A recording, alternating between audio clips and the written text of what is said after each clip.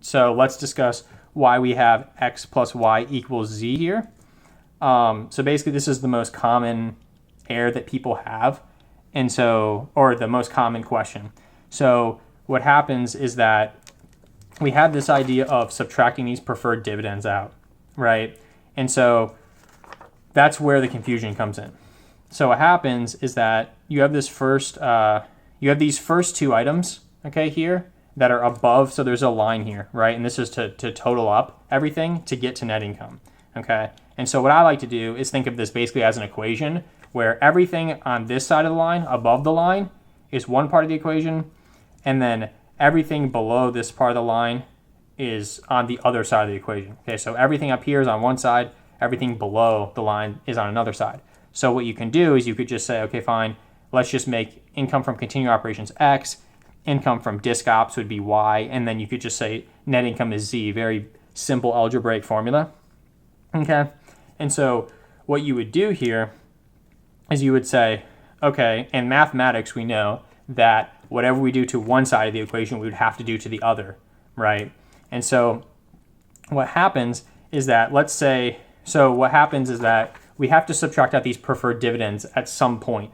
We have to do it one time on each side of the equation, right? So the preferred dividends are 200,000, right?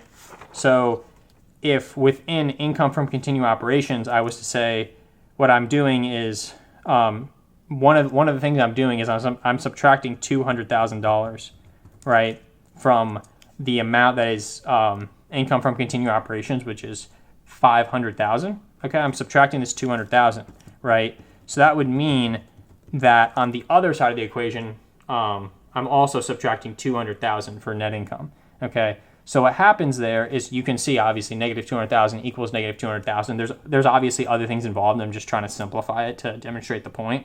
But what happens is, if I was to say, let's subtract another 200,000 from income from disc ops from this Y, we're going to double count the 200,000 that is subtracted for the preferred dividends.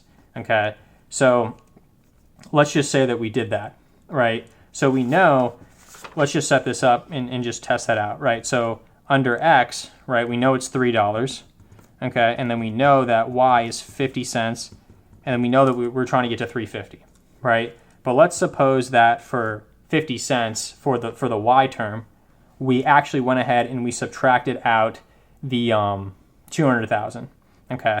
In that scenario, you would actually have on the top, you would have 50,000 of income that was given in the facts for income from disc ops minus the 200,000 of preferred dividends divided by 100,000 of common shares.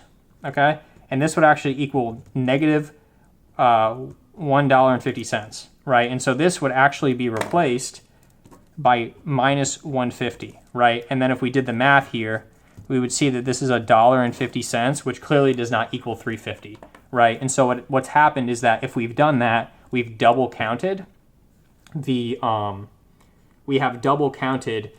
preferred dividends of 200,000. And so that's why you cannot subtract the 200,000 from both the income from continuing operations and the income from disc ops, right? Because we're only subtracting it once from net income on this side of the equation, right here on the Z side, and then that means we can only subtract it once on the X plus Y side. So I hope that helps clear some things up, and look for more videos on FAR 1. Thank you.